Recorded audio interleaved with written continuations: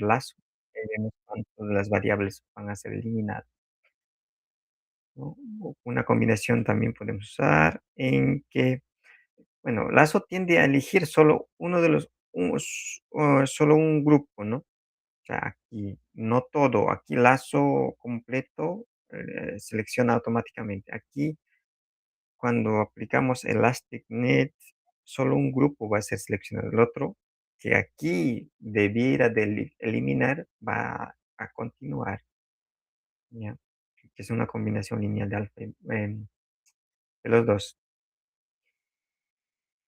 Bueno, también vimos ya una introducción de regresión logística. Este caso usamos cuando nuestra variable de entrada es normalmente ceros y unos. En este caso sería, por ejemplo, una de las variables que más se usa, ejemplos, que si una persona está enferma o no, tiene tuberculosis o no tiene, tiene cáncer o no tiene,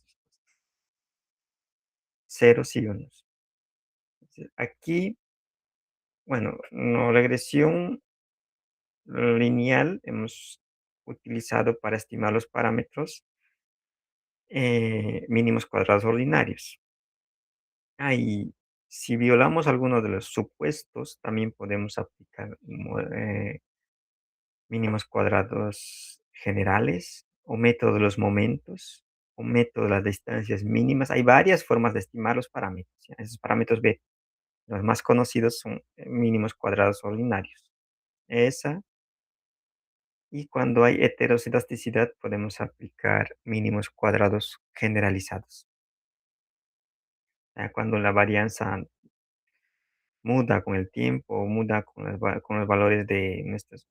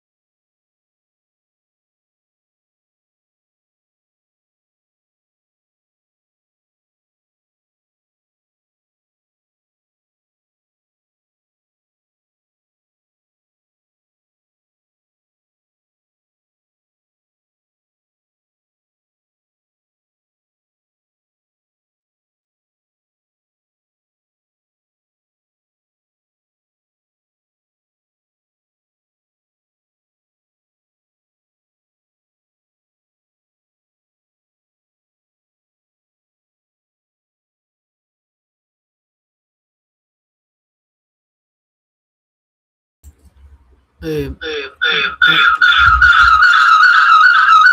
buenas, disculpe, profesor, no le llevo a escuchar nada. No sé si usted me llega a escuchar a mí, pero no escucho, no llego a escuchar nada de lo que dice porque no sé si será mi máquina, pero no llego a escuchar nada. Está al máximo mi volumen. ¿Tendrá otro micro?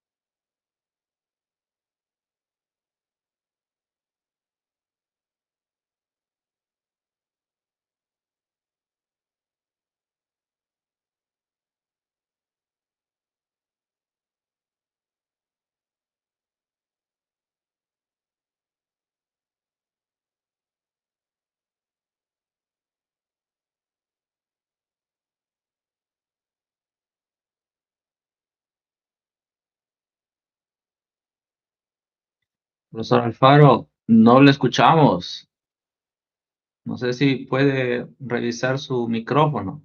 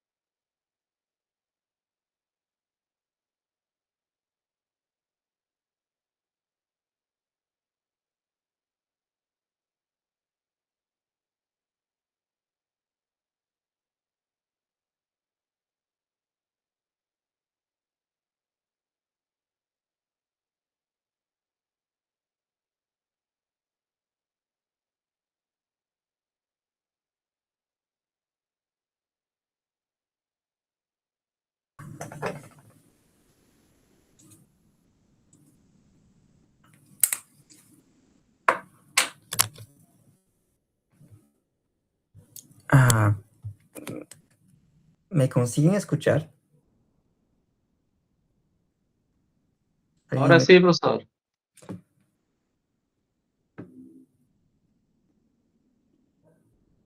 o escriban?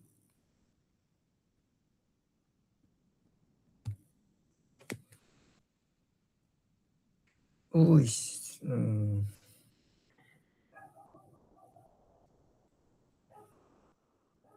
voy a desconectarme nuevamente, a ver si mejora ya.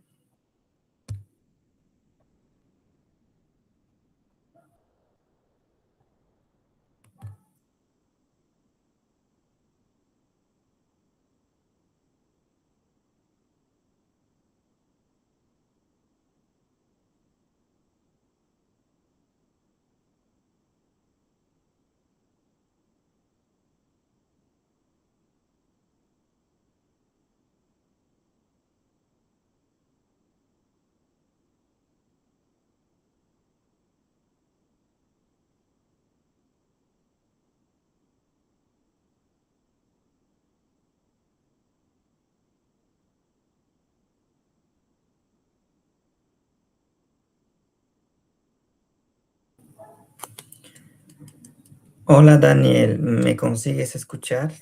¿Me puedes confirmar, por favor?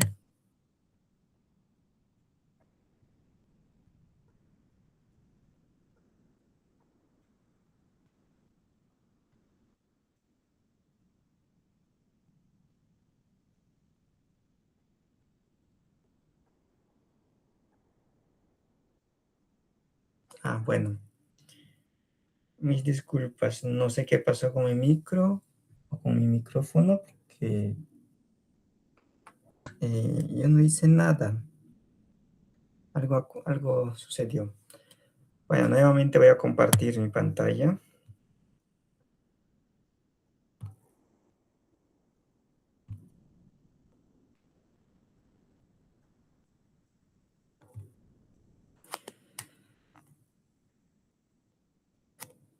Estaba repitiendo en sí un repaso a la clase de anterior. Ya estábamos aquí en regresión logística.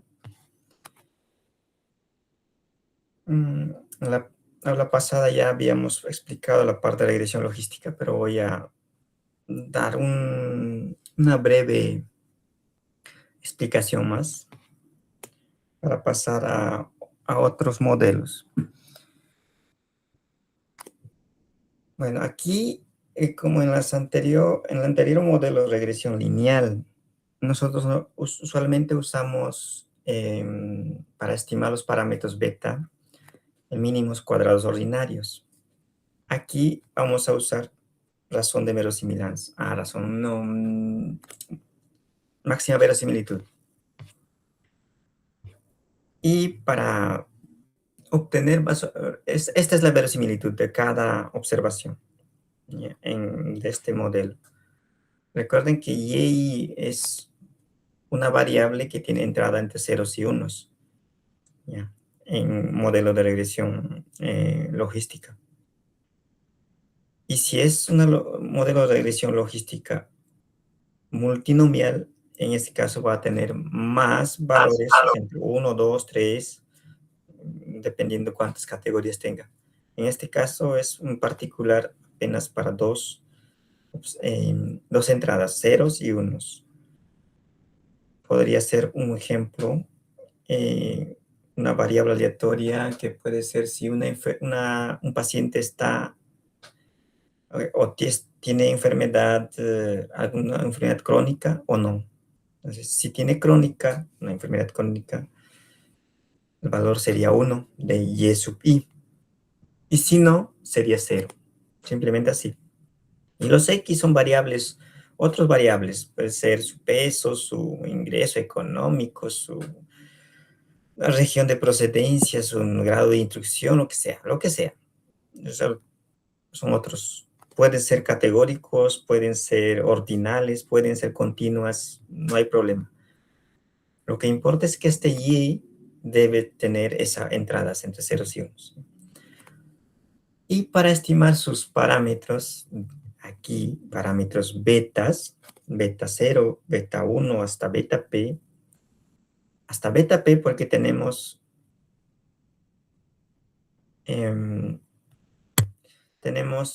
P variables. En este caso estamos considerando también no estamos tenemos P variables sin incluir el intercepto. Intercepto es aquí beta 0.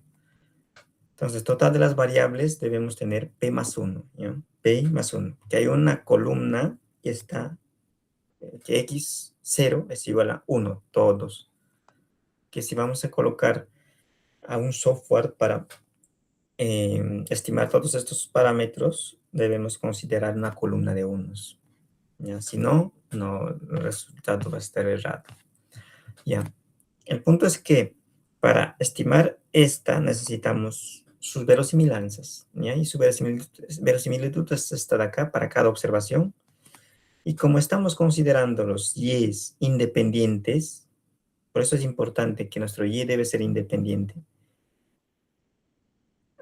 Nuestras observaciones deben ser independientes, ¿ya? En general. Si no son independientes, o las variables x, de x tienen que ser independientes. Si no son independientes, no podemos hacer esta. Esta es su verosimilitud. Ya. Y lo que vamos a hallar, para hallar los beta sub 1, beta sub 2, hasta beta sub p, tenemos que maximizar, no, tenemos que encontrar esos valores betas que maximizan esta función. Pero para facilitarnos, trabajamos normalmente con logaritmo de esta, ¿no? Logaritmo de esta función. Porque logaritmo es una función continua y es creciente. Y ahí no hay problema. Entonces, mantiene ese orden. Por eso que cuando ajustamos, no, cuando maximizamos este logaritmo, también es como maximizar esta función de arriba. Entonces, para facilitarnos, porque el logaritmo de producto es suma de los logaritmos, entonces también nos ayuda porque baja la exponente, ¿no?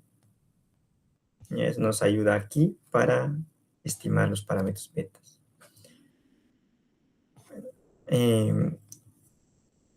Para en modelo lineal simples, teníamos una forma cerrada de estimar los betas. Si no se acuerdan, era una matricial. Creo que no coloqué aquí. Beta sombrerito era igual a X por X transpuesta, todo a la inversa, por X por Y. Eso es su forma cerrada de estimar. Ahí, si tenemos todos esos datos, nosotros podemos estimar, inclusive en el Excel, o inclusive con tus calculadoras puedes hacerlo. Por esta no puedes, porque no tiene una solución cerrada. Entonces, lo que tenemos que hacer es emplear algún algoritmo de optimización numérica. Newton-Raphson, gradientes, pero lo más común es esta de acá. BFGS. Está en R, está en Python, Julia, MATLAB, en cualquier otro lenguaje, está ya esa función programada, solo aplicar.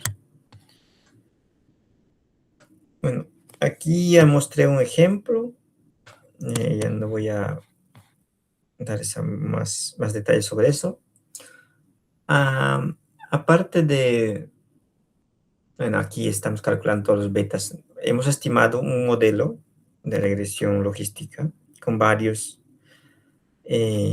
parámetros, varios variables de entrada, que serían covariables, los X.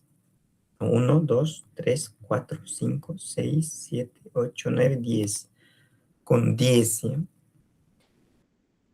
Y aquí tenemos todos los B's, beta J estimados, y este es el odds ratio. Entonces ahí en odds ratio es más para interpretar si mejora o no el modelo, o sea, si mejora o no. Por ejemplo, aquí esto de acá es para ver si un paciente tiene un cáncer maligno o no, ¿ya? Entonces, este radius, media de radius, según esta de acá, nos dice que apoya a que aumente la probabilidad de que tenga ese cáncer maligno, sube, ¿ya? Y si es negativo, ¿no? Aquí los betas negativos dice que nos dicen que apoya de forma inversa, ¿no? O sea, resta. Los positivos suben, pero aquí, en este caso, los odds ratios siempre van a ser positivos, y si es mayor a 1, ¿no? Aumenta la probabilidad de que sea maligno en este caso. Si es menor, disminuye. Que como está, va a multiplicar, si es menor a 1 va a disminuir siempre. Menor a, de 0 a 1, 0 a 1. Si es mayor a 1, ahí aumenta. Es lo que nos dice esa. Es como en regresión normal, regresión lineal. Aquí en regresión logística también hay esa forma de regularizaciones. ¿Ya? Sobre todo, esto se hace para evitar overfits, o sea, sobreajustes. Lo mismo, esto de acá es L2 read. En, en la función que colocamos en Python, penalty L2 se coloca, y aquí es L1. Y si quieres Elastic Net, se coloca penalty Elastic Net. Solo combina los dos. Si lo automático lo hace en Python. ¿Ya? Aquí tenemos cómo se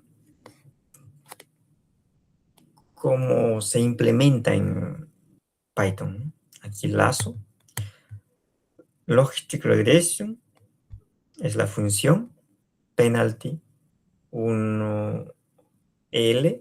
O sea, L1 sería lazo. Esta es el algoritmo Saga. ¿Ya? Y C, ahí el C es 1. Vamos a ver en la ecuación C, ¿dónde está el C? Es lo mismo que aquí, que en regresión lineal. Que vimos por aquí arriba. Traducción. Solo que aquí está con lambda. Y el C va a ser 1 entre lambda, solo. Aquí. Aquí nosotros tenemos lambda por P. Y estas son las funciones, penalizaciones. Y estos son los mismos que vamos a aplicar abajo, en regresión logística. Solo que aquí va a ser C y va a ser 1 entre C. No, 1 entre lambda. ¿Ya? 1 entre lambda. Es lo único que cambia. Por ejemplo, aquí, aquí C es 1 entre lambda, inverso de la fuerza de regularización. Y lo más estándar,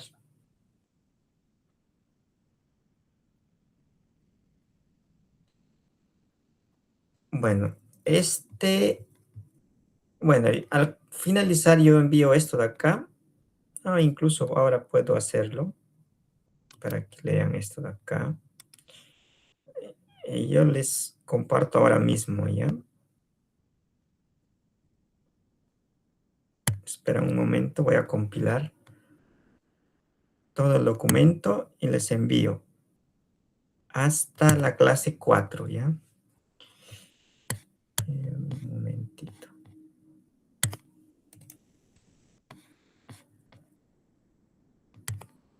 Espera un momento para que sigan con este material.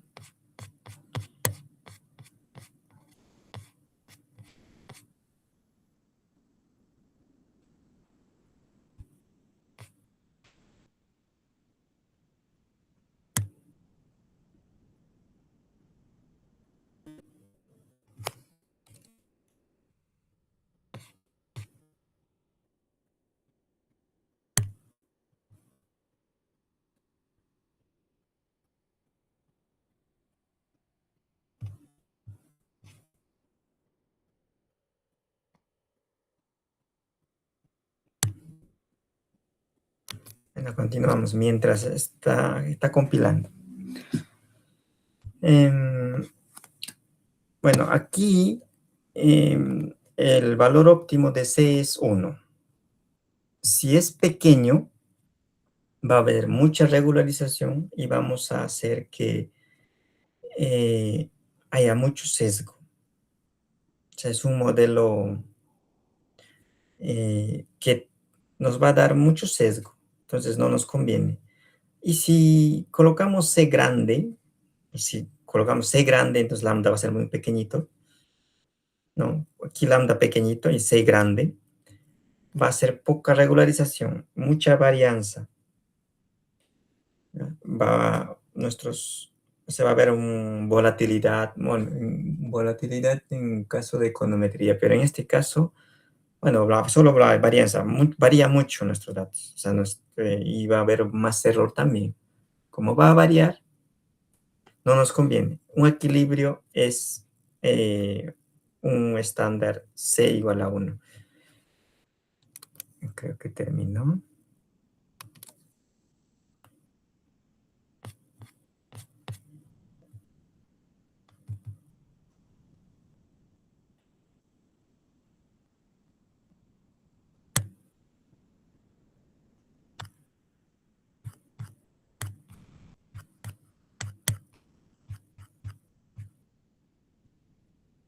Bien.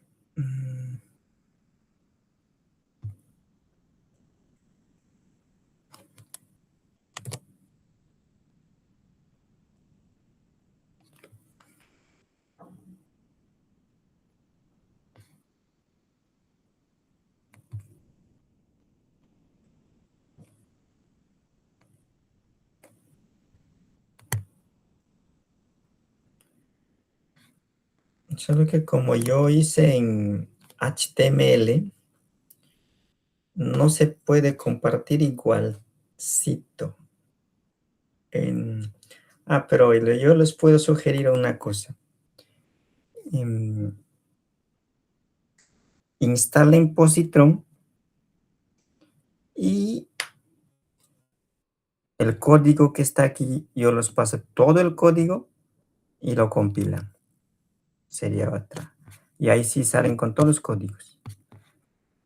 Aquí, bueno, sale más o menos. Pero esos fragmentos de código no sale aquí. Ese es el problema. Machine Learning.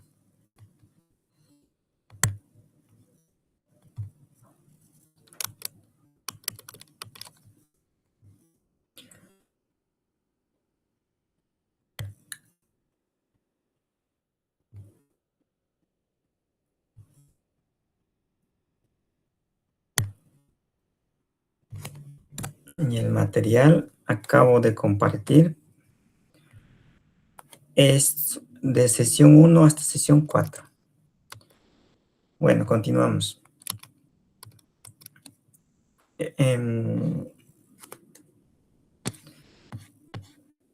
Aquí hay una gráfica.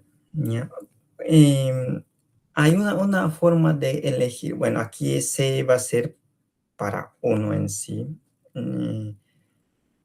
De C negativo hasta C de menos 3 a 3 está ahí el C.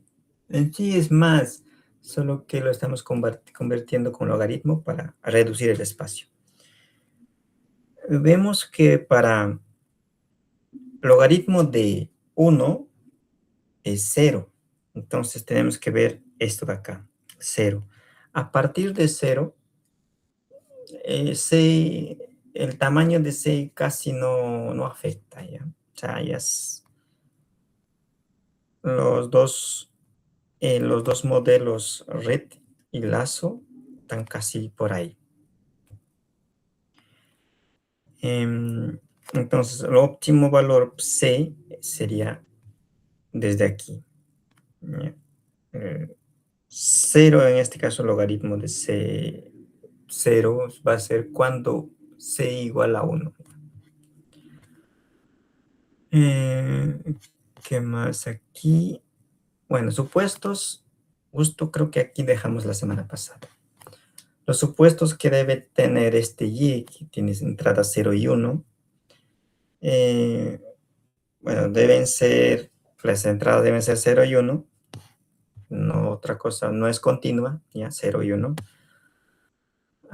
Los predictores lineales tienen que ser lineales a logit, o sea, que no debe haber no linealidad en los parámetros en logits. ¿Dónde está? Aquí. No debe haber linealidades en los parámetros, es lo que nos dice aquí también. Es el mismo supuesto de regresión lineal de arriba, de la clase pasada. Las observaciones siempre tienen que ser independientes. Si no son independientes, nuestros resultados van a ser errados. Vamos a tomarnos, claro que vamos a ajustar y todo, nos va a dar, inclusive nos puede dar nuestros R cuadrado, en este caso el A cuadri puede ser bastante alto, cercano a 1, y podemos concluir que está bien nuestro modelo, pero no. Ya vimos que para construir la verosimilitud necesitamos la independencia. Si no hay independencia, no podemos factorar, o sea, esa productoria, no podemos hacerlo. Porque son probabilidades. Y en curso de probabilidad, si ustedes llevaron el curso de probabilidad,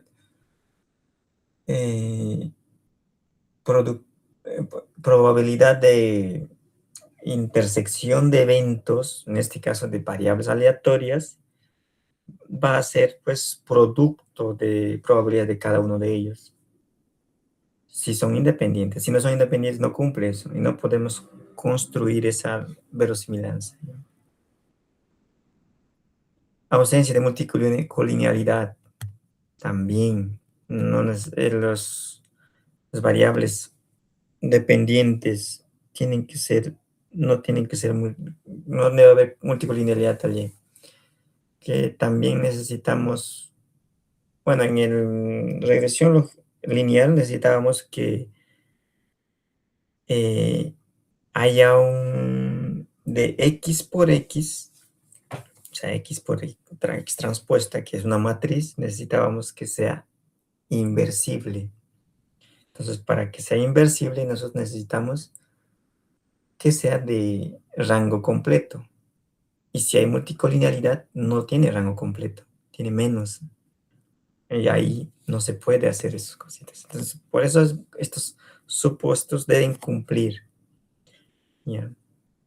Bueno, tamaño de muestra tiene que ser más o menos grande. Mínimo 10 es poco.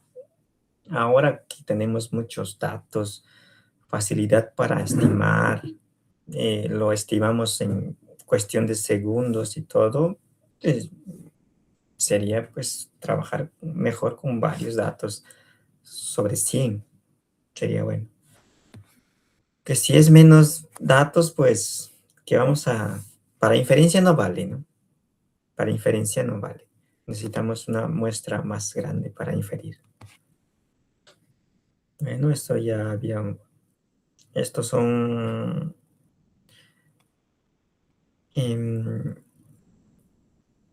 resultados de,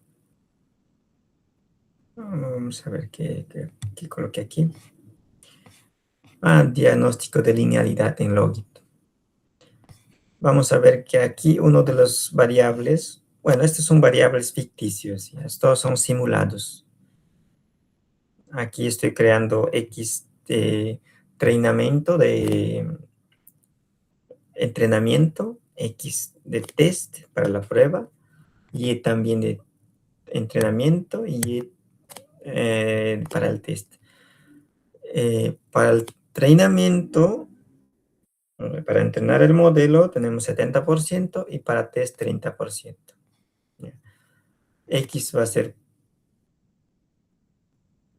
bueno, así estamos creando nuestro modelo, o sea, nuestras variables son ficticios. Claro, deben cumplir, por ejemplo, el Y debe ser entre ceros y unos, eso ya está aquí, en test split. Aquí ya esta función ya lo hace directo. Hacemos ese entrenamiento, logre, logistic regression, ¿ya? Esta es nuestra función. Esta máxima iteración siempre es bueno. Aquí ustedes pueden cambiar, ¿no? Puede ser 1000, aquí es 10.000, es bastante alto. O sea, cuando llega aquí, se para una iteración que vamos a maximizar esa función verosimilitud y encontrar pues el valor máximo, o sea, la función máximo, porque podría haber muchos máximos, ¿ya? Y hay bueno, yo les cuento esta porque fue una experiencia mía. Yo trabajo con verosimilitudes bastante. Trabajo con alta dimensión. Eso sí, yo trabajo con datos de finanzas. Y lo que ocurre es que cuando trabajamos con bastantes acciones, para cada acción yo construyo estas funciones de verosimilitud bastantes. Entonces, cuando más acciones ponga en seleccionar portafolios, selecciono portafolios. Para eso yo necesito trabajar, para encontrar esos parámetros de mi modelo, necesito maximizar esa función de verosimilitud. Y como tengo muchas funciones y muchas para cada acción, ahí no es mi verosimilitud, se vuelve plana cada vez que aumento más acciones. Entonces, como esa función se vuelve plana, es difícil encontrar el punto máximo. No sé si me entiende. Aquí voy a graficar una función.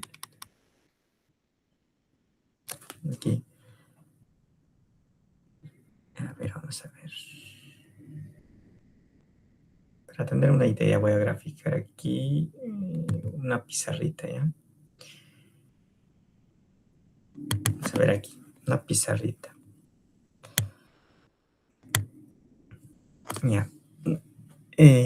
Digamos que así es nuestra función de verosimilitud. Entonces, lo que encontramos, lo que hacemos es encontramos todos esos betas estimados que maximizan esta función, ¿no? Esta función va a ser nuestra, bueno, es el logaritmo de beta, lo que estábamos viendo allá.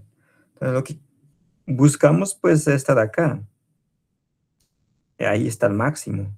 Entonces, buscamos qué beta hace que esa función sea máximo. Y esta es nuestro beta estimado. Es lo que estamos encontrando. Y estos algoritmos, ¿dónde está? Ahí creo que lo que dibujé, yo supongo que no lo vieron, porque está ahí es solo presentando una carpeta solo.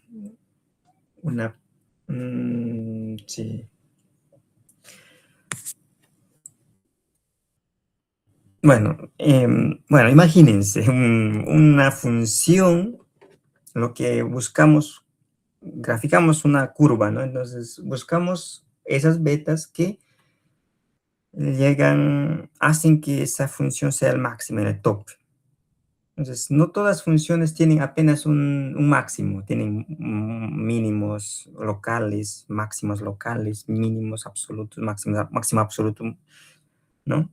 Y lo que buscamos, pues, en la primera tal vez no lo encontramos, en la segunda tampoco, tercera, y así va iterando. Y llega a una... ¿Dónde está? Ya, a una de 1000 y no encuentra, ahí paran. Ya, ahí para. O sea, nosotros decimos a cuánta va a ser nuestra iteración máxima. Ya esa es próxima iteración. Esta es una semilla solo. Una semilla, no hay que ver para reproducir. Porque si colocas aquí diferente o no colocas, va a ser aleatorio. Y la próxima vez que corras ese mismo modelo, ajustes este mismo modelo con todos los mismos datos aquí creados, el resultado no va a ser igual, porque va a ser aleatorio, va a ser diferente. No por mucho. va a estar cerquita, pero no va a salir exacto. Entonces aquí esto hace que en cada vez que ejecutemos ese código nos devuelva el mismo valor, la reproductividad. Bueno, aquí está nuestra regresión logística y los resultados están aquí. Bueno, estamos viendo correlación en sí, correlación de esas variables. Y hay un p-valor todo 0, menor que 0.5. Normalmente trabajan con 0.05 de alfa, o sea, 95% de confianza. O sea, aquí correlaciones alta, alta, alta, bastante. Aquí, con p-valor menor a 0.05, mucha correlación. Y aquí es menos, p-valor alto, cerca a 1, entonces esta no está correlacionada. Es lo que nos quiere decir. Correlación alta cuando mayor a 0. Bueno, esto es, normalmente se trabaja con 0.05, ¿ya? Pero aquí está con 0. O sea, 30%, bastante alto. Las ventajas de utilizar regresión logística, que es un modelo probabilístico que trabaja con ceros y unos y no usamos, bueno, solo trabajamos con ceros y unos, solo. Asume linealidad, si no es lineal, o sea, esto es la desventaja, ¿ya? Asume linealidad. Y si no es lineal en logit, tampoco podemos seguir. Tenemos que hacer algunas transformaciones, intentar solucionar eso, o buscar otro modelo, o sea, otro tipo de modelos. Bueno, los coeficientes son bien interpretables porque son ratios de probabilidad de que ocurra entre probabilidad de que no ocurra. Y el logaritmo de eso es fácil de interpretar. Funciona bien con datos linealmente separables, ¿ya? Menos propenso a overfits. Entonces, tal vez no tengamos muchos, o sea, mucha necesidad de usar esas correcciones o penalizaciones en este caso. Entonces, entrenamiento rápido, ¿ya? Otros modelos, esto es comparación con otros modelos que todavía no estamos haciendo, ¿ya? Aprende rápido. Por ejemplo, hay otro que es KNM, si no me equivoco, que vamos a entrar más rato, que ahí sí no aprende rápido, pero para predecir tarda mucho. Entonces, a comparación de estos, esta aún es mejor, digamos. Otro de las desventajas, aparte de asumir linealidad, asumir quiere decir que estamos suponiendo, ¿ya? Y cuando tenemos nuestro dato en crudo, lo primero que debemos ver es si cumple nuestros supuestos, ¿ya? A veces obviamos esos pasos y ya directo al modelo estamos cerrando, ¿no? Porque tienen que cumplir supuestos. En teoría, a ver, yo tengo un libro de econometría que en sí trata también estos de acá. Trabaja con datos de econometría, trabaja con logística, trabaja con regresión lineal, todos ellos. Es más en sí la parte teórica. Entonces, ahí están más supuestos que aquí, más supuestos. ¿Qué debemos hacer si violamos uno de los supuestos? ¿Hay todavía forma de corregirlo o no? Todos ellos.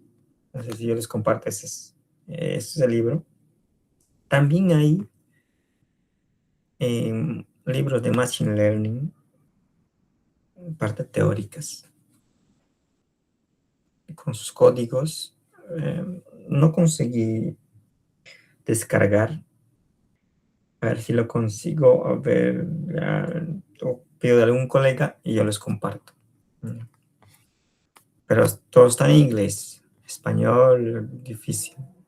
Tal vez haya, todo es en inglés.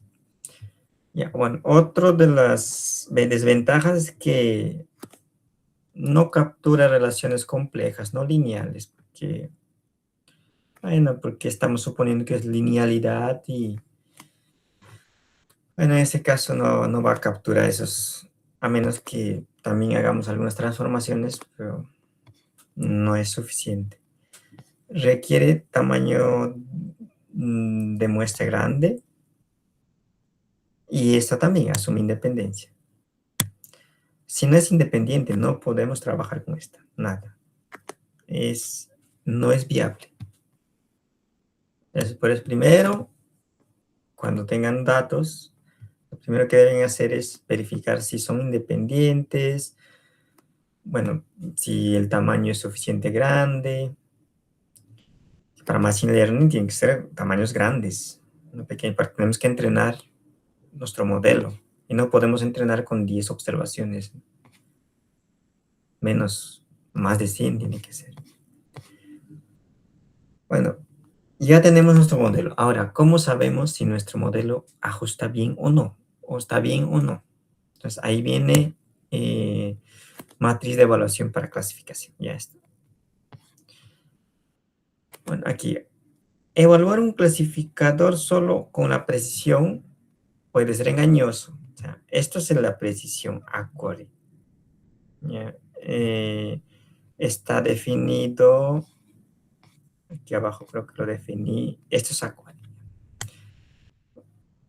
Esta definición vamos a entender viendo esta tablita.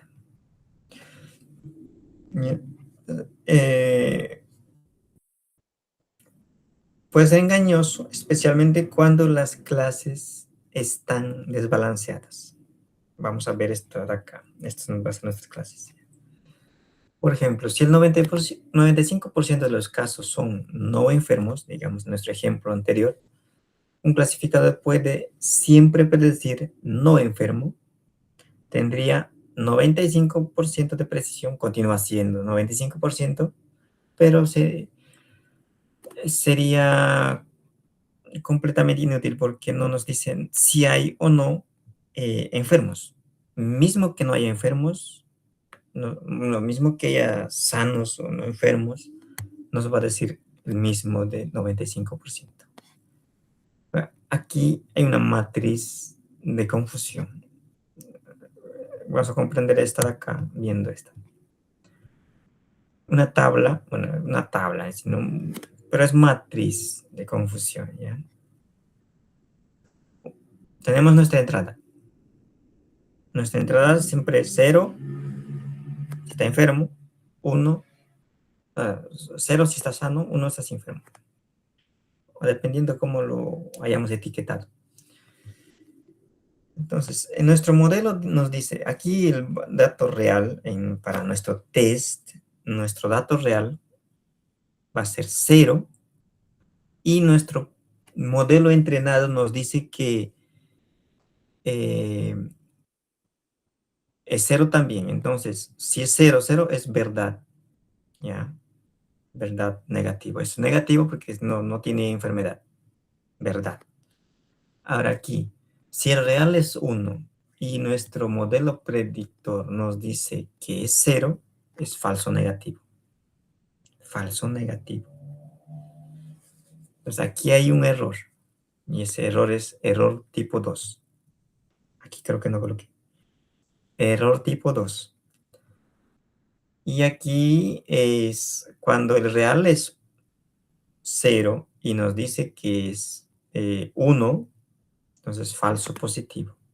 Nos dice que que está enfermo, pero es falso. Eso es error tipo 1. ¿Ya? Y aquí real es que es enfermo y nuestro modelo predictor también nos dice que está enfermo. Entonces, verdad positivo.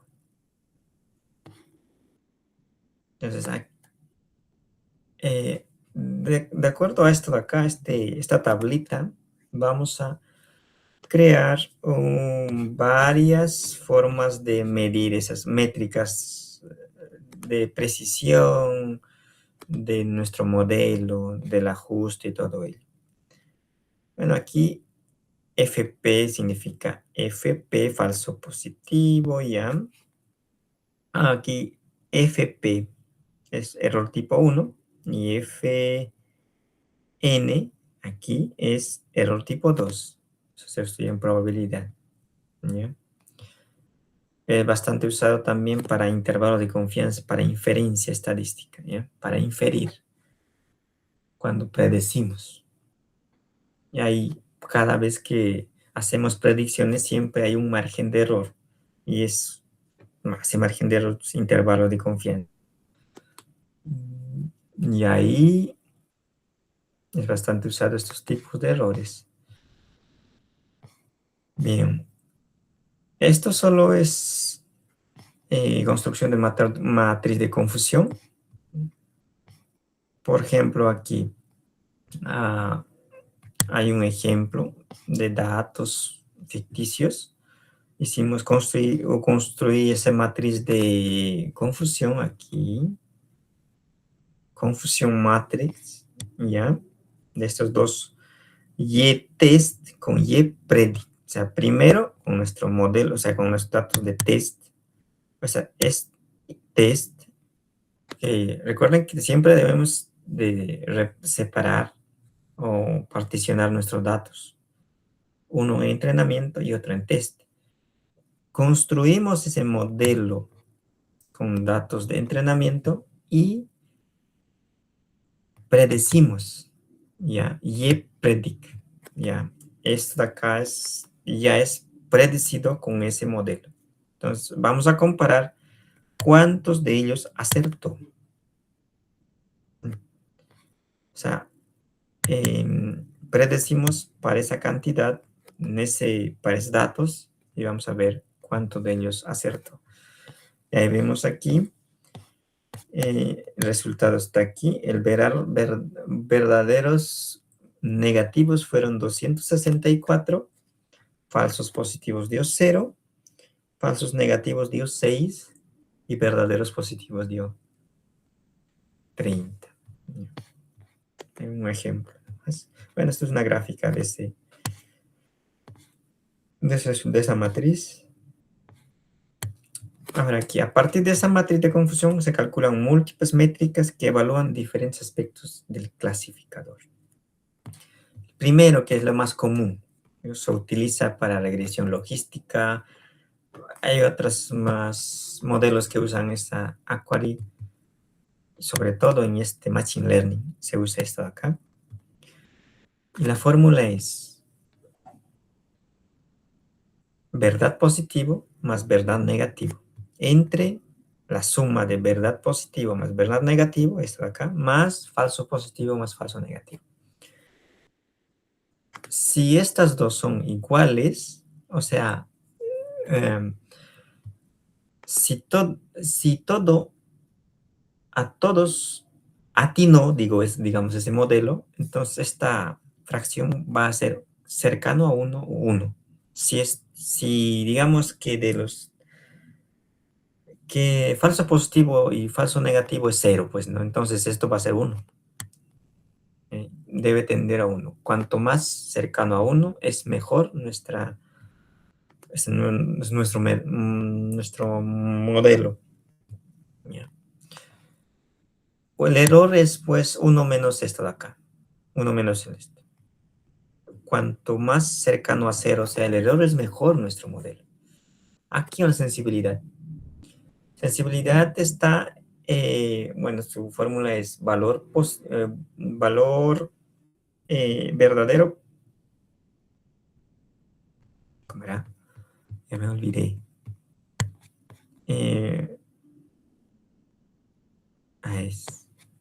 Es positivo. Verdadero positivo. Este de acá. Entre verdadero positivo más falso negativo. Eso nos va a dar sensibilidad. Yeah. Porque verdadero positivo, falso negativo, si lo sumamos, va a ser igual a verdadero positivo. Esto de acá, si es falso positivo fuera próximo a 0 o 0. Si todito se está atinando, entonces esto va a ser 0. O cercano a 0, entonces va a converger para 1. Va para 1. Entonces, cuanto más cercano a 1, es mejor nuestro modelo en sensibilidad. En especificidad también verdadero negativo más falso positivo. Si esto va para 0, nuestra ecuación va para 1. Entonces, mejor. Igual aquí precisión, falso positivo, ratio o rat, falso negativo, rat también igual. Solo que estos de acá tienen que tender a 0. ¿Por qué? Esto de acá debe ser próximo a 0 o 0. Entonces, 0 dividido por esta de acá, pues va a ser en sí esto de acá cercano a 0. Que 1 menos especificidad. Especificidad tiene que ser cercano a 1. Entonces, cuanto más cercano a 1, 1 menos 1 va a ser 0. Entonces, cuanto más cercano a 0, mejor nuestro modelo, nosotros también. Aquí hay un código, solo es creado esto de acá, un dato ficticio de valor verdadero negativo, falso positivo, falso negativo, todo ello fue simulado, sí, varios ceros y unos, ¿no? Y aplicamos la fórmula solo. Las fórmulas que están aquí, es solo... ¿Dónde están? Estas fórmulas calculamos como... Sí, escribimos esas ecuaciones y nos calcula. Y el resultado es este de acá. Aquari, cuanto más 0 igual a o cercano a 1 es mejor nuestro modelo. ¿Ya? Pero esta fue con un dato ficticio, no fue ajustado ningún modelo. ¿Ya? Solo fue construida una tablita. Esta tablita fue construida con datos. No, esto de acá. Solo es eso. Solo para mostrar. ¿Qué más?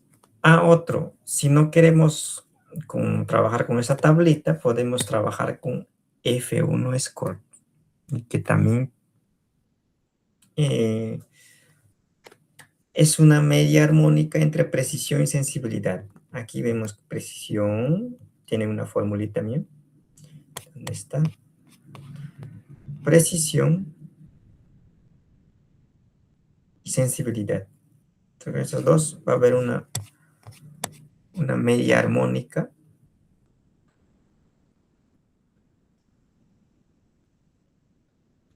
¿Ya? Y si hay alta precisión, ¿ya? Y pues el valor va a ser mayor. Aquí, por ejemplo, cuando hay falsos positivos, pero aquí hay que tomar mucho en cuidado. Por ejemplo, ¿qué tal? Volviendo al problema de enfermedad, de cáncer, si tiene cáncer o no cáncer, ¿no? Si nos centramos en disminuir uno de los errores tipo 1, tipo 2, y si nos dice falso positivo, la vamos a preocupar a la señora o al señor. El señor va a estar sano y lo decimos, no, usted salió positivo a una enfermedad, entonces se va a preocupar. Bueno, podría ser, y el otro es más peligroso aún. Y el otro error, falso negativo. El paciente está enfermo y nosotros decimos, no, salió negativo. y lo dejamos solo o salir del hospital y no seguir con sus tratamientos y todo, pero puede fallecer y es más peligroso. Y eso hay que tener mucho cuidado aquí. ¿Ya?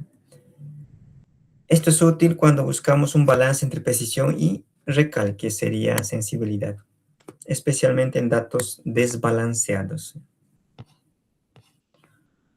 Es un ejemplo de precisión y sensibilidad, que tiene que haber un equilibrio. Alta precisión es bueno también, pero podría, por ejemplo aquí, falsos positivos son de spam, podría estar mandando unos correos importantes al spam. Entonces nos estaríamos perdiendo de esos correos que deberíamos ver, pero va a separarlo spam. Entonces, cuanto más precisión, puede sobreajustar. Y si es sensible también, falsos negativos podrían ser costosos. En ese caso podemos perder la vida de un paciente también. Entonces, para un equilibrio, esto de acá, un F1 score. Y hay otra más, las curvas. Estas curvas son ROC, Receiver Operating Characteristic, representa la sensibilidad, ¿ya? Y aquí hay si este AU es área bajo esa curva, ¿ya? Area under the curve. Si es próximo a 1, es excelente ese modelo, ya, muy bueno. Y si es menor a 0.5, el peor, no ajusta nada ese modelo. Entonces, también hay una forma de ver si nuestro modelo ajusta bien o no con esto de acá de curvas de ROC y áreas bajo esa curva. Esto es el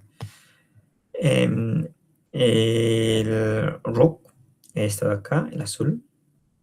Y área bajo la curva va a ser esta de acá. Y este es el clasificador umbral. Si se fijan ustedes aquí, hay unos pequeños errores bajo de esta línea recta roja. Esos son los errores, son pequeños. Ahora, la idea es, estos todos los umbrales posibles graficados. Ahora, la pregunta es, ¿cuál umbral debo escoger? Eso por defecto está aquí, 0.001 creo que es. ¿Dónde está? No sé si coloqué aquí, creo que no coloqué.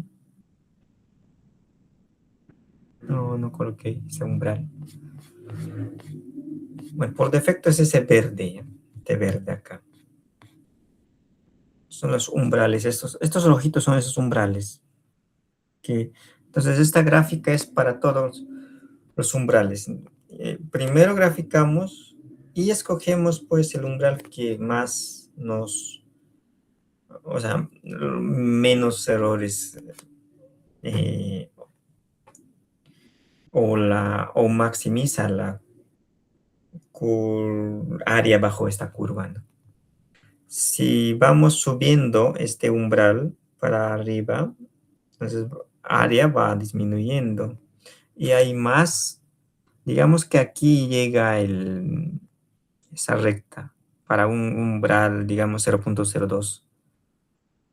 Entonces, el resto que aquí está es el error que cometemos bastante y la área va a ser un poquito. Y es otra forma también de verificar.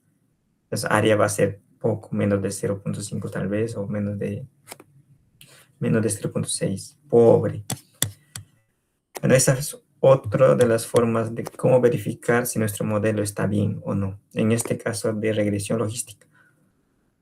Y ya vimos de regresión lineal, que son errores cuadráticos medios, el MAP, error suma de cuadrados absolutos, o sea, media de, ¿no? Suma de cuadrados. También hemos visto R cuadrado. Aquí no hay R cuadrado, ni MAP, ni media de errores cuadráticos. O sea, error cuadrático medio. Aquí hay estas formas de verificar. ROC, curvas de ROC, F1 score. Hay estas métricas de accuracy, de error rate, sensibilidad, especificidad, precisión, todo eso. Pasamos a otro modelo que también es bastante estudiado en Machine Learning. Y es, esta de acá es más intuitivo, digamos. Vamos a definirlo. Esto es un algoritmo de aprendizaje supervisado no paramétrico. No paramétrico, ya, no, aquí no, también no, como regresión logística, también es no paramétrico. Esta también no paramétrico que no supone una forma específica de las variables, de los comportamientos, de las distribuciones, nada. ¿Ya? Y clasifica una nueva observación basándose en mayoría de los votos de sus K vecinos. Aquí lo que hace es, digamos, un ejemplo.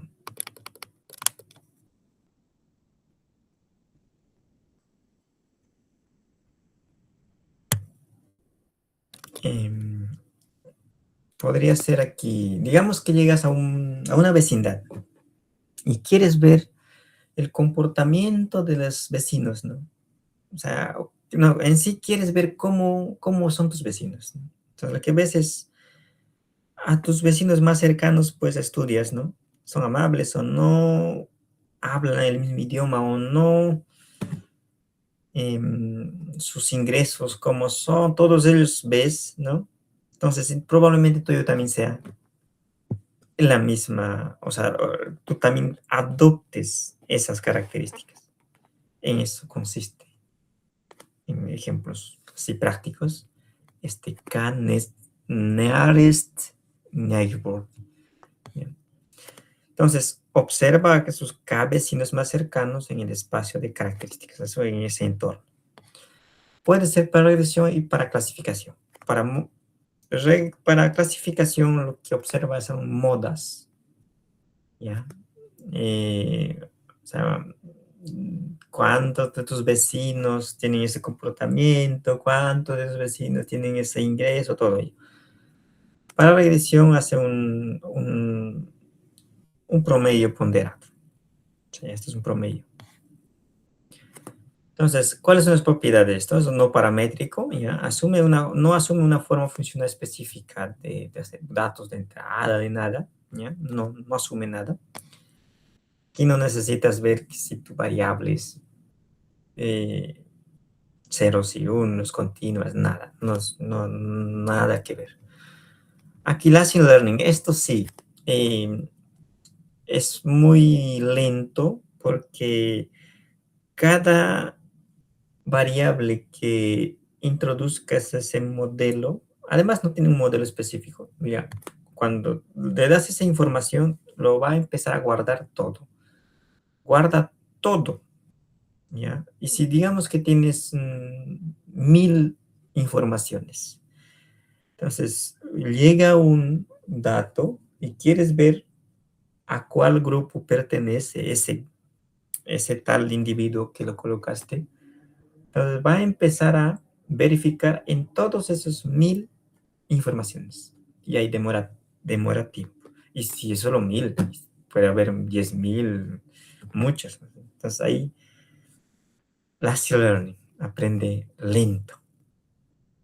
Basado en instancias, ahí mismo solo preguntas, solo almacena todo el conjunto de entrenamiento, entonces ahí solo preguntar. Y muchas de las inteligencias artificiales que conocemos lo tiene esa. Y almacena todas esas informaciones. Por ejemplo, ChatGPT o cualquier otro inteligencia artificial preguntas o cargas un documento, preguntas luego sobre ese documento, probablemente lo tiene ahí guardado. ¿Ya? Digamos que subiste una foto hace un mes y todavía esa información tenías todavía guardada y preguntas nuevamente por esa foto, es más probable que te muestre esa foto. Entonces lo tiene ahí guardado. Ya ese tipo de modelos. NERDS.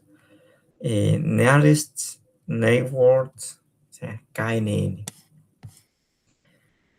Esta mide formas sus métricas para medir, para ver qué tan similares o a cuál grupo pertenece, todo ello en caso de agrupamientos también. Aquí lo que utiliza es distancias. ¿Ya? Aquí la primera es distancia euclidiana, la que conocemos casi todo el mundo, distancia euclidiana. Este P es un número de variables que tenemos. Puede ser 100, 10, 5 variables. Entonces suma las distancias de cada una de esas variables. En ese IJ, ¿no? Distancia de esos puntos.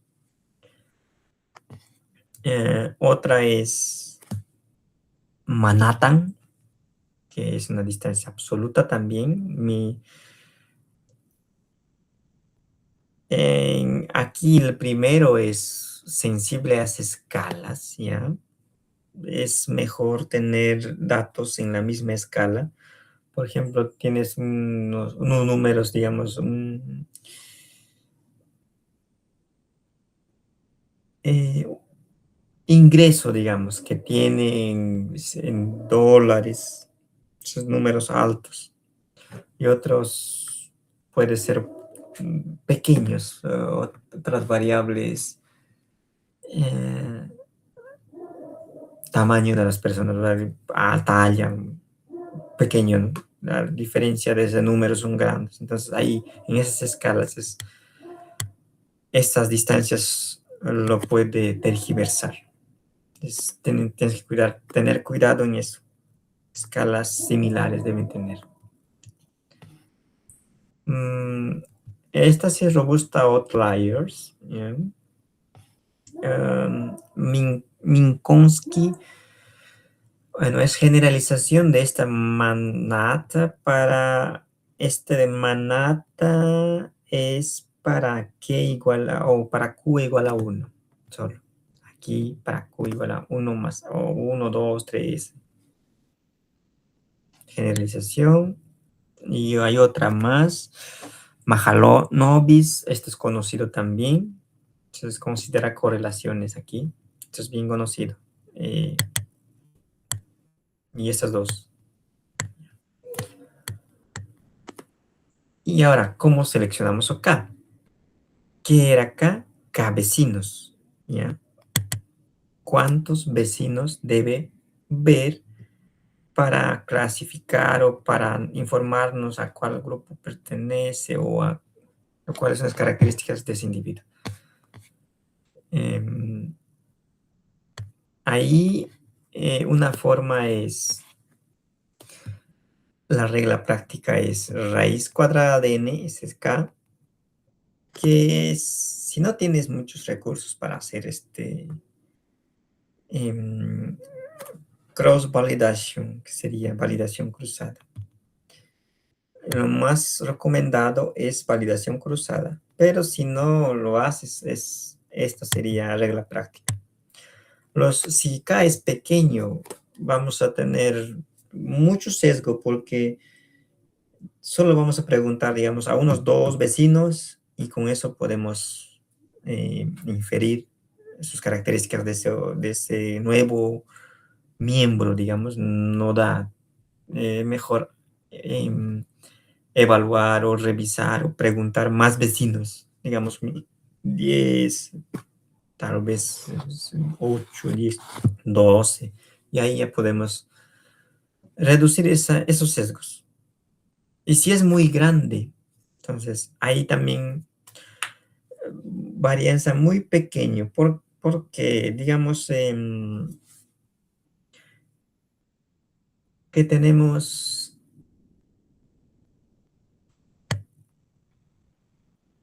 para un K, digamos unos 100. Estas distancias, cuando vamos a calcular, van a ser pequeños, o sea, no va a haber mucha diferencia entre ellos, porque como hay muchos alrededor de ese objeto en estudio, em, mm, no va a ser tan fácil ver cuáles de los vecinos son más cercanos, que hay muchos en sí, ¿no? Ahí no da. Entonces es mejor esta regla o validación cruzada. Aquí hay una validación cruzada, un estudio sintético, que en este caso dio para 6. Lo que debemos ver es, para los que no saben qué es validación cruzada, creo que la semana pasada ya dije que era validación cruzada. em, Fraccionamos nuestra muestra en, digamos, un K o un P en P pedazos, ¿ya? Y con P menos un pedazos, con esos, todos ellos, entrenamos nuestro modelo y al último, con el último lo testamos, ¿no? Y ahí vemos su precisión. Y vamos a tener, si para nuestra validación cruzada tenemos, digamos, unos 100 fracciones o 50 fracciones, o 50 a muestras pequeñas, ¿no? Vamos a tener 50 precisiones. Es ahí la media, ¿no? Media de todas las precisiones. Entonces, aquí lo que estamos observando es esta ya. Precisión para, digamos,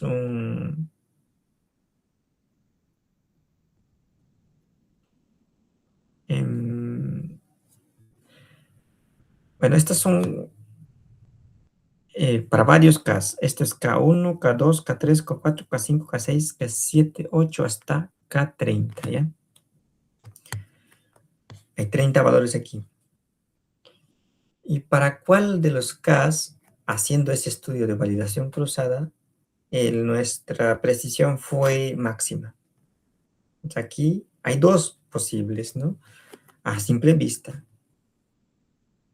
Pero la máquina dice que es K, 6. Aquí, este es el máximo. Entonces ahí escogemos el K que maximiza esa precisión. Ya lo tenemos ahí. Entonces, aquí nuestro dato tenía 31, esto es para K, de 1 a 31, cross validation, nuestros datos eran de iris, esto es de flores, ¿ya? Si no me equivoco, esto tiene unos 150 observaciones, sí, 150 observaciones. Tiene 150 observaciones este dato. Y el K que nos dio mejor precisión fue solo 6.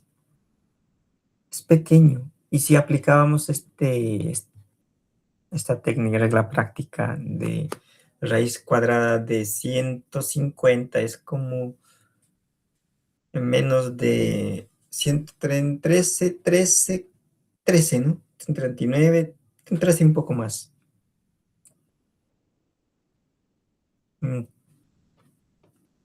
Sería K13 aquí. 13 está por aquí, no da mejor precisión que digamos. Entonces aquí es mejor validación cruzada, ¿ya? Pero si no hay forma de hacer esta, bueno, ni modo, con la regla práctica. Otro. Las ventajas, ya es bastante intuitivo esto de acá, pero sí es computacionalmente bien costoso, porque guarda toda la información y pesa, ¿ya? Pesa bastante. No asume distribución, ninguna distribución. No necesitamos cuál distribución tiene nuestras variables, nada, cero. Esto es uno de los modelos más intuitivos. Funciona con fronteras complejas, útil para datos estructurados. Datos estructurados quiere decir que, digamos, una persona tiene muchas observaciones. Digamos, un paciente uno tiene variables peso, talla, para esa misma persona tiene ingresos, instrucción, muchas cosas más. Son datos estructurados. Y es fácil de implementar, claro. Ya, pero hay un problema aquí. El problema es la maldición de dimensionalidad. ¿Ya? ¿Por qué la maldición de dimensionalidad? Es que cuando tenemos mucha información, ya había comentado que no hay forma de saber cuál es más cercano. Eso es el problema, la maldición de dimensionalidad. Eso también hay muchos problemas, no solo aquí. Bueno, esa es la maldición dimensional. Por ejemplo, aquí una gráfica de proporción de puntos cercanos a algo, ¿ya? Y número de dimensiones. Aquí, para dimensión 10, digamos, aproximado,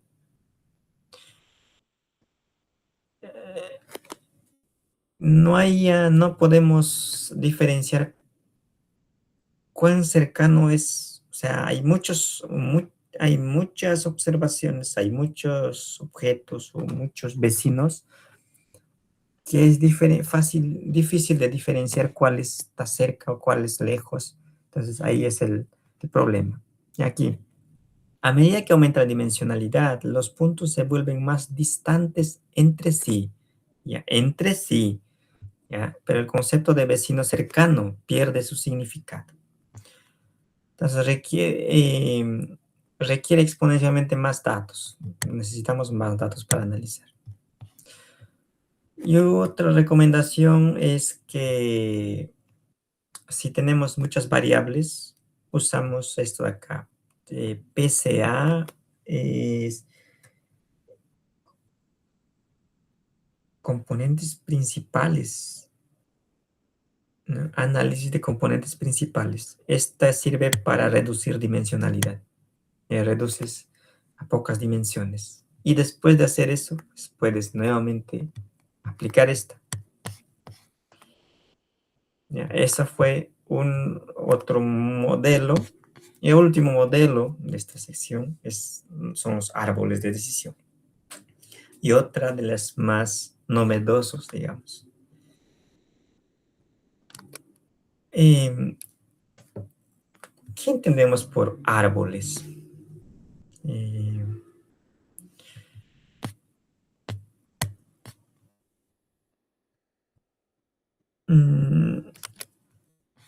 Aquí, un árbol, bueno, normalmente aquí vamos a hacer, aquí en este árbol de decisión, árbol de decisión, vamos a trabajar con árboles de más general a la más específica, o sea, partimos del tronco. Imaginemos un árbol invertido, de arriba del tronco comenzamos y vamos a las ramitas, ¿ya? Lo que buscamos es fraccionar, buscamos información. Por ejemplo, tienes unos clientes de banco. A ver, vas a seleccionar un potencial cliente. Eso que vas es, ¿su ingreso es superior a 5,000 o menos? Entonces, si sí, separas esos clientes. Si no, obvias a esos clientes y te centras más en los que tienen más dinero, ¿no? La idea es esa, ¿no? Aquí, los árboles de decisión son modelos predictivos que particionan recursivamente el espacio de caracterización en regiones homogéneas. ¿Ya? Por ejemplo, aquí lo hemos separado, los que tienen ingresos menores a 5.000 y los que tienen ingresos mayores a 5.000. Son homogéneos, estamos separando. ¿Ya? Entonces, utilizamos una estructura jerárquica de nodos de decisión. En este caso va a ser preguntas, ¿ya? Y hojas de predicciones. Mediante preguntas vamos filtrando, seleccionando, ¿ya? Nodo raíz contiene todas las informaciones, todas observaciones en crudo, toda nuestra base de datos. Nodos internos se prueba sobre unas características. Por ejemplo, filtramos, como acabamos de hacer, sobre sus ingresos, sobre su edad. Por ejemplo, si queremos, si somos prestamistas, también tenemos que ver su ingreso, edad. No es lo mismo prestar a una persona de 30 años que a una persona de, digamos, apenas 18 años. Probablemente no nos va a devolver, ¿no? Entonces, todos esos tenemos que estudiarlos, ¿ya? Y esa forma, pues, separamos. Separamos o fraccionamos en partes homogéneas esa población. Las ramas son los resultados de la prueba, las hojas son predicciones finales. Y esta también tiene sus métricas.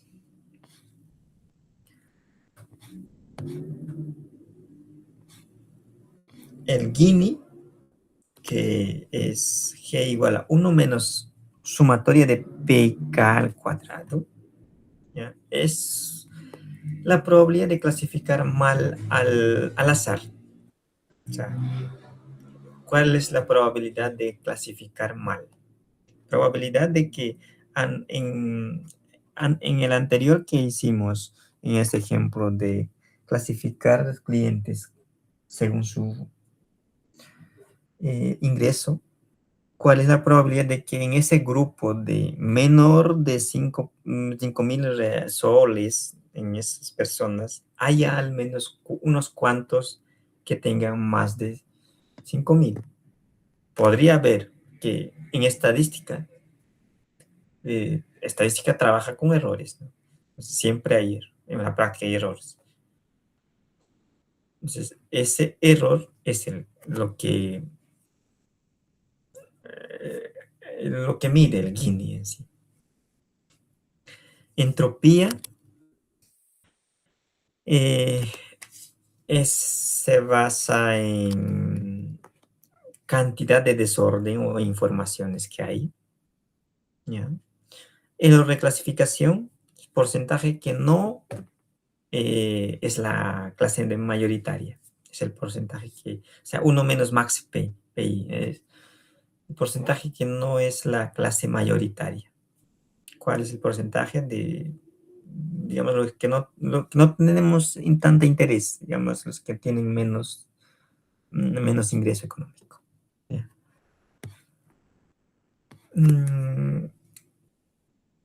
Bueno, el Gini elige una etiqueta al azar en sí, según la distribución del grupo.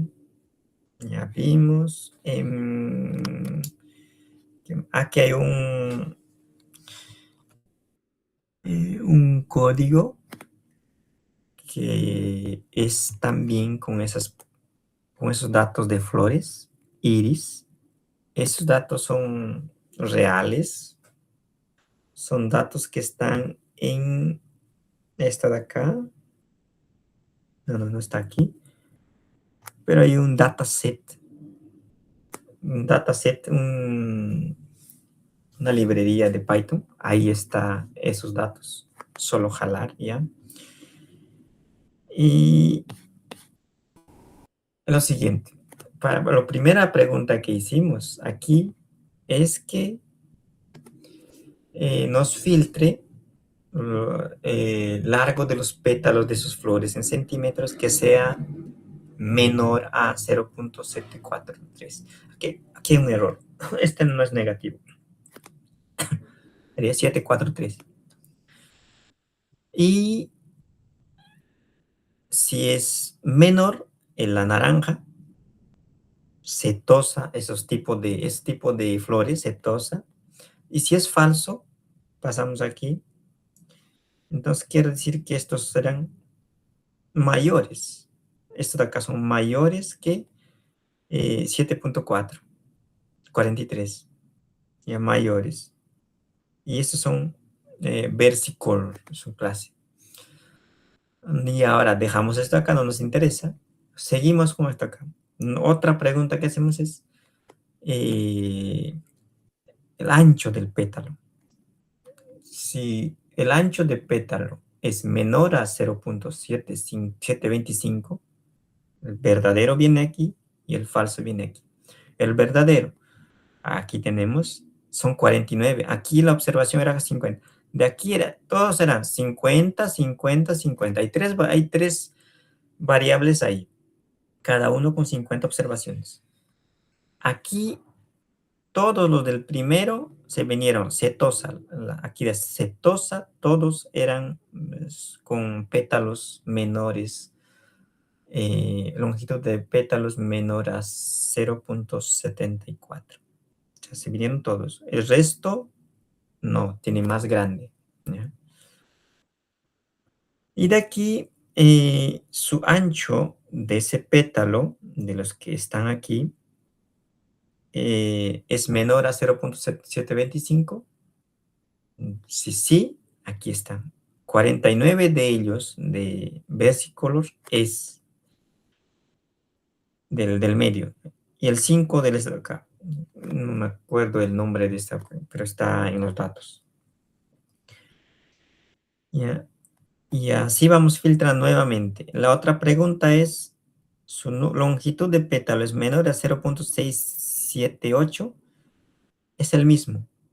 Petal length, solo que aquí era más grande. Ahora vamos a ver si es menor a 6, 7, 8.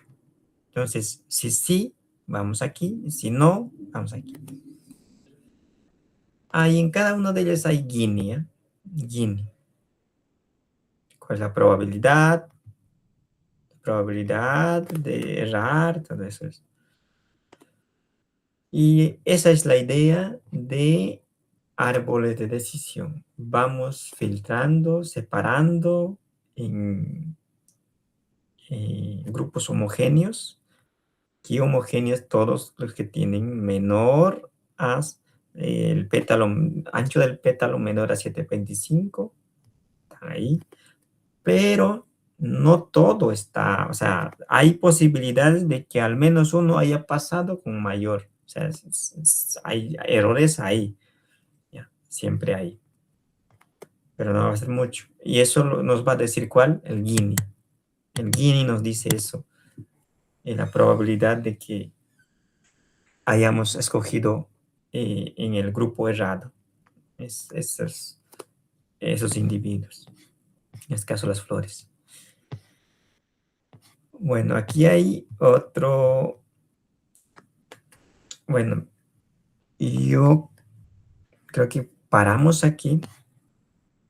La siguiente continuamos porque nos falta solo un modelo y pasamos a clusterings. Y estos ya son para agrupamientos y también PCA creo que vamos a tocar. Ya vamos a trabajar con imágenes. Estos ya son no supervisados. Aquí ya no entrenamos modelos, ¿ya? Aquí lo vamos a dar y ellos, es el modelo, o sea, la máquina nos va a decir cuál es, dependiendo, o sea, él analiza toda la información y nos dice cuál es cuál. Por ejemplo, aquí hay una aplicación práctica de imágenes de un castillo. Es un castillo, no digamos que es un castillo. ¿Ya? Tiene 3 colores, 10 colores y 30 colores. Y ahí nosotros vamos a preguntar a la máquina. Bueno, a la máquina coloca también eso, los colores, los píxeles. Cada píxel trata como una observación en el espacio RGB. ¿Ya? Y el algoritmo agrupa los colores similares, todos ellos. Y con eso ya vamos a terminar no supervisado.